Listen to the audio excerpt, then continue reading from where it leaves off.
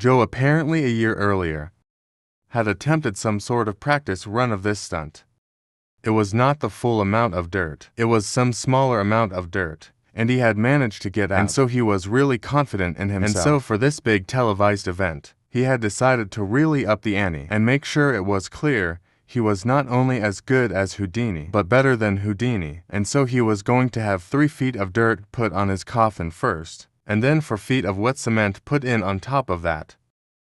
Many people, when they heard this plan, both the TV personalities, the radio personalities, onlookers, they said this was a terrible idea and you shouldn't do it. But Joe was extremely confident and brushed them off and said, "I know what I'm doing, you know." Houdini failed at this and he was only using dirt once.